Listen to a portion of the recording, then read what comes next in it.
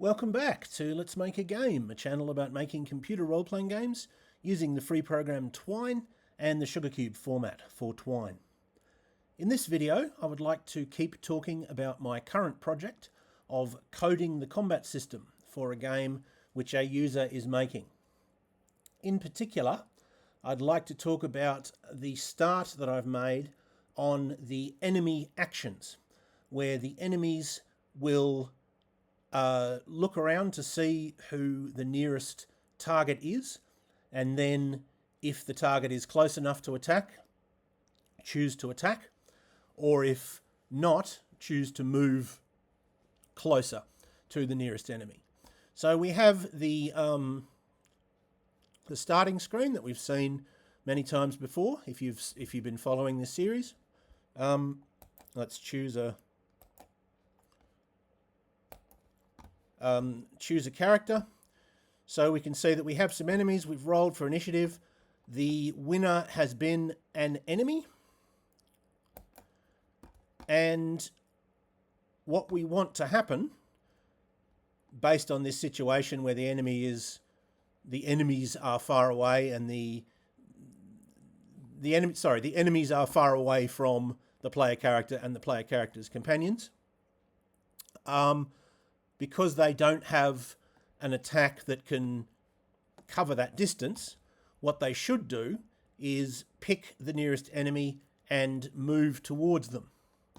In this case, it doesn't matter because the player character and their companions are all at the same distance, but they should pick one of them and move towards them. So when we click this continue button, we should get the message that enemy 1 moves towards, and then it'll either say player character or companion 1 or companion 2. So when we press continue, yep, we see that that's exactly what happens. Enemy 1 moves towards companion 1. And that if we restart, in every case where an enemy wins the initiative roll, as they have done again here, they will choose to move towards someone in the player character's party. And that is surprisingly difficult to code. It seems really simple. Well, they attack the nearest one, and if there's no one near, then get them to move towards the nearest person they can attack. It's one of those things that it's very simple to explain, but then when you break it down into what they have to do, it turns out to require a lot of code.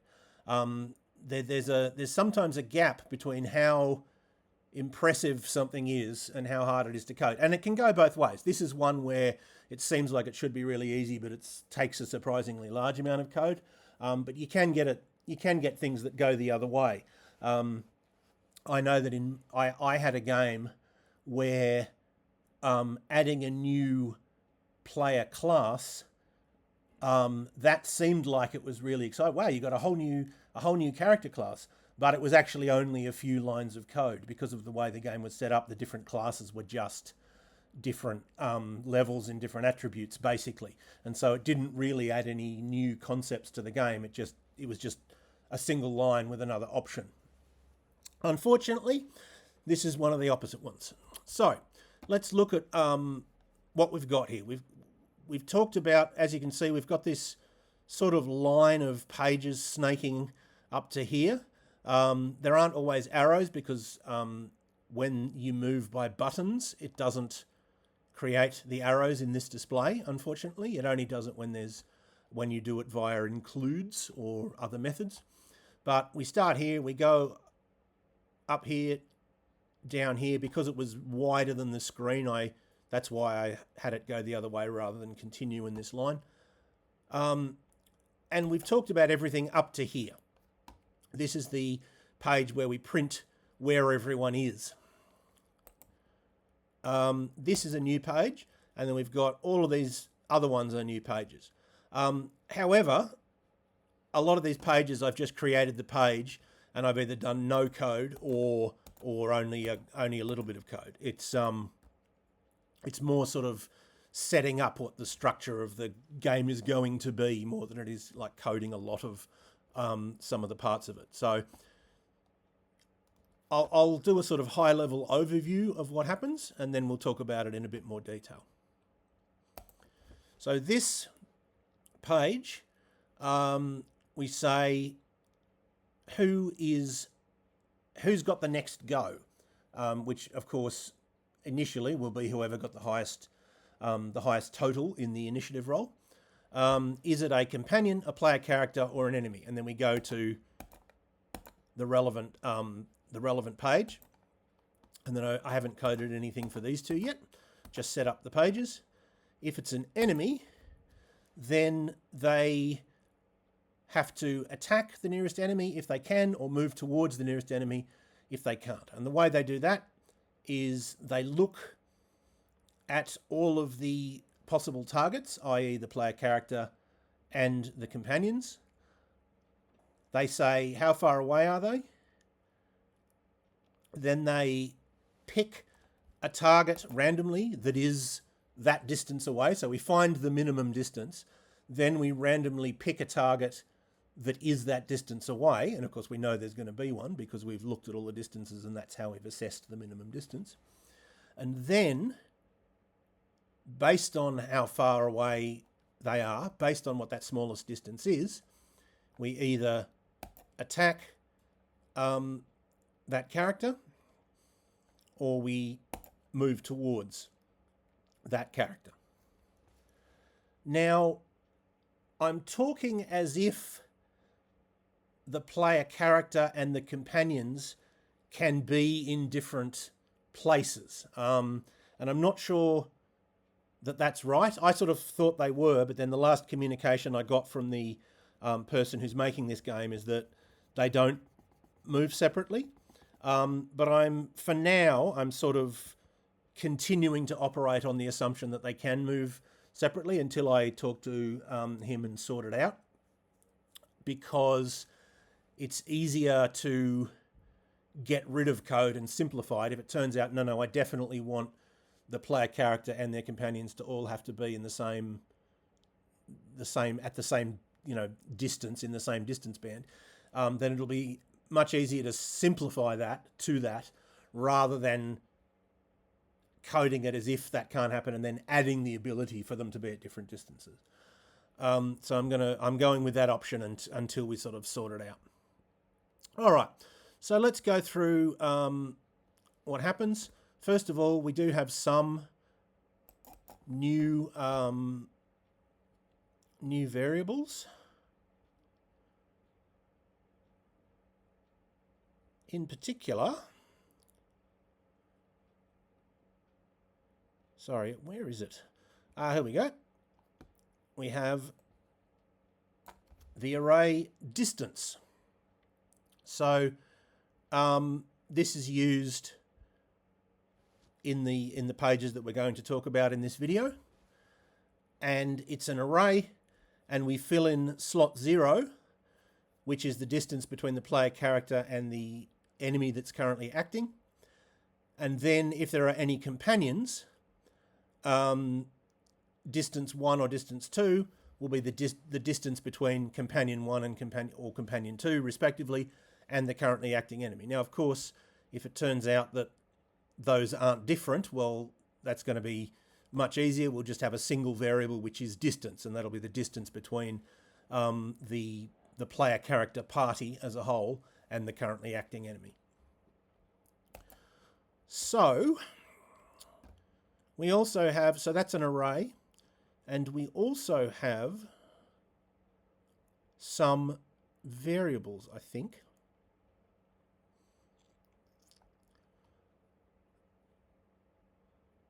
Yep.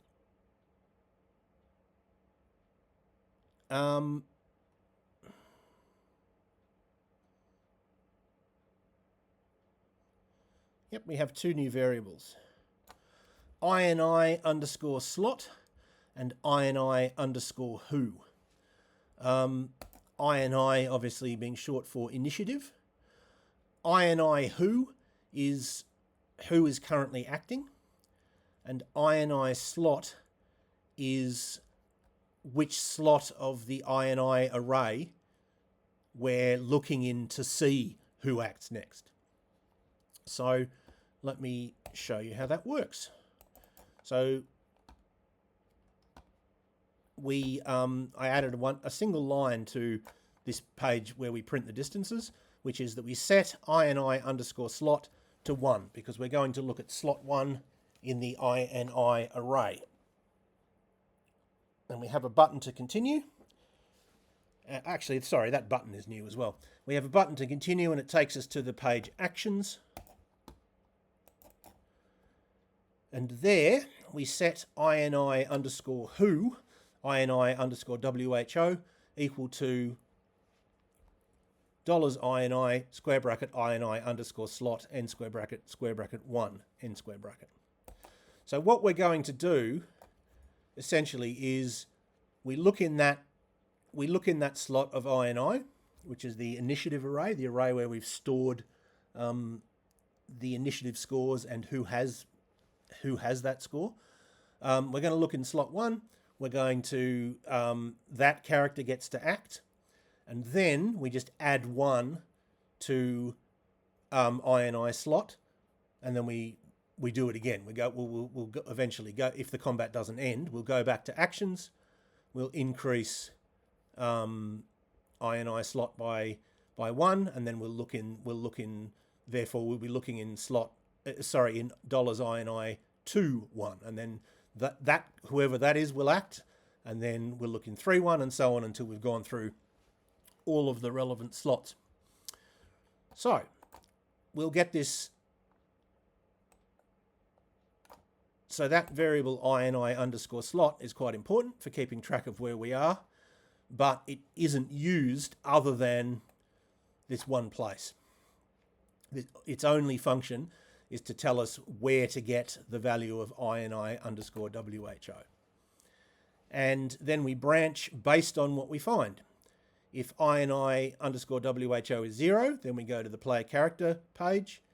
If it is greater than 0, we go to the companion page or passage.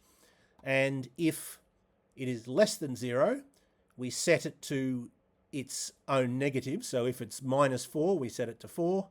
If it's -3, we set it to 3, and so on. And we go to the enemy page, or we include the enemy page. And the enemy page is the one we're going to be looking at in this video. All right, so we have a note that says, see if the player character and or any companions are in striking range. So what we're going to do is we're going to loop through. We're going to go from 0, representing the player character, to com underscore max, representing the so com underscore max is the maximum number of companions. So we set x equals 10, and that's going to be the distance to the closest target. We set it to 10 because we know that 10 is higher than the maximum possible distance, because we start at distance 5 and the other lot starts at distance 0. So obviously the distance can't be any more than 5. So 10 is sort of definitely going to be too high. And we want it to be too high because we don't want to get a number that's lower than any actual distance, because then we'll have a mistaken idea about how close the nearest enemy is. So we have a loop. It goes from 0 to, as I said, com underscore max.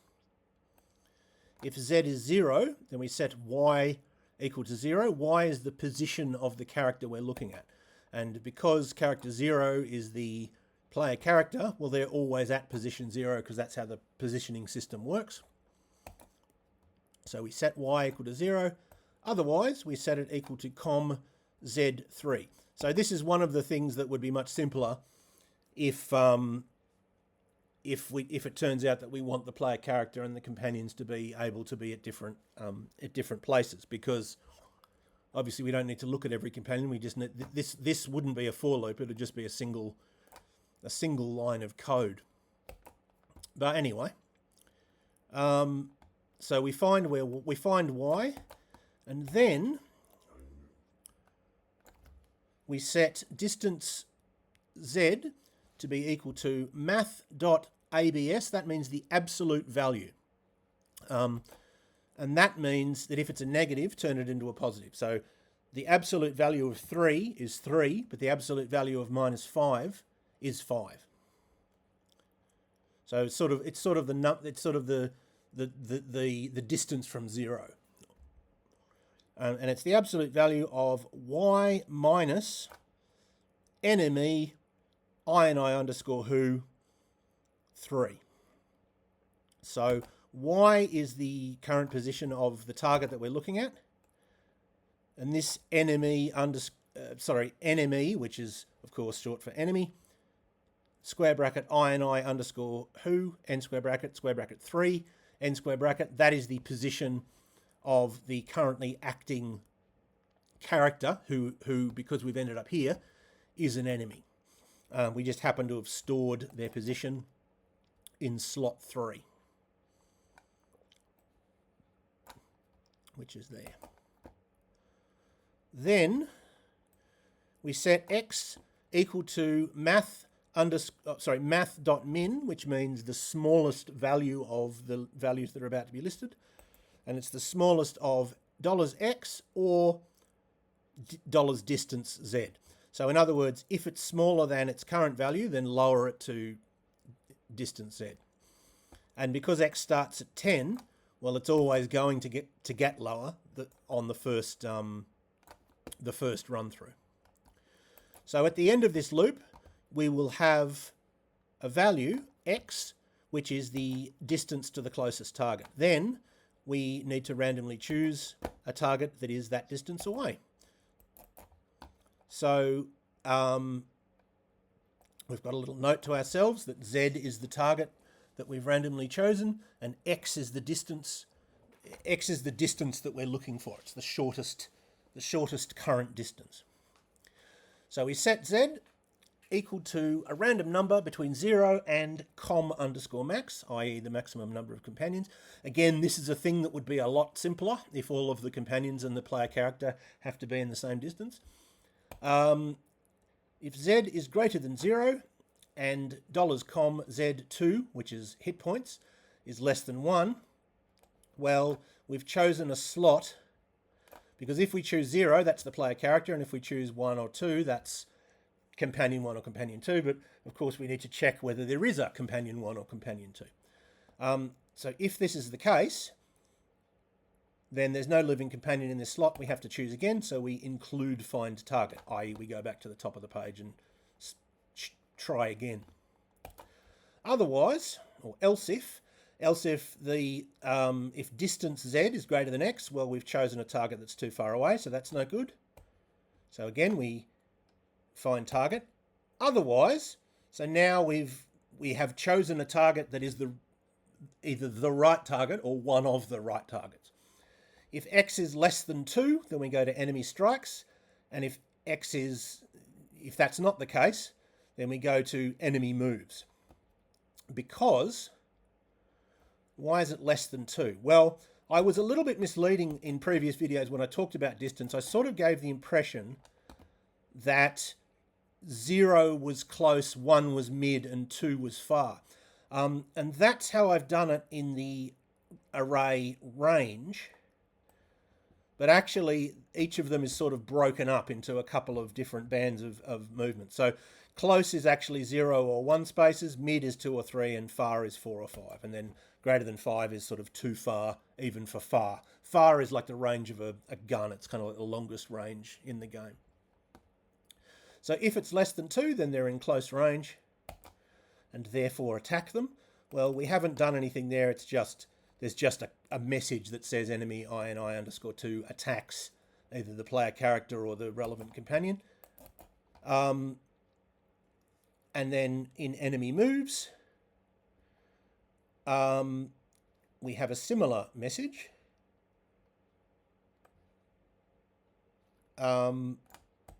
Sorry, this is a bit, and it's a bit more complicated because we're also changing the value of enemy ini_who 3, which is their position. So we say enemy number ini who moves towards, and if z equals 0, then that's the player character, and if that's not the case, then it's companion z. And in both cases, we have very similar code. In this case, because the player character is always at 0, if you're moving towards the player character, that just means if your current position is greater than 0, then decrease it. And if your current position is less than 0, increase it. So if enemy ini underscore who3 is greater than 0, then we minus, we reduce it by 1. Otherwise, we increase it by 1. And the other possibility is that we're dealing with companion Z. And in this case, we don't look at 0, we look at com Z3, because that's the position, the current position of that companion. So if enemy ini underscore who3 is greater than com Z3, then we decrease enemy ini who3. In other words, we move it 1 towards the current position of that companion. Otherwise, we increase it. And that is all I've done so far. Now, every character, whether they be a monster or someone on the player character side or the player character themselves, has 2 actions per turn. So we need to account for that. And then, of course, we need to account for what do we do once the first person has moved? Well, obviously, we need to then move to the second person and the third. And we also need to start dealing with what happens if it's a companion that gets to go or a player character that gets to go. Probably the first thing that I'm going to do is deal with that second action. Then maybe I'll deal with enemy strikes. I don't know. I'll see what seems easiest. But we'll start filling in those passages that we haven't done anything with. So for now, I hope that was useful or interesting to at least some of you, and I hope you will tune in next time.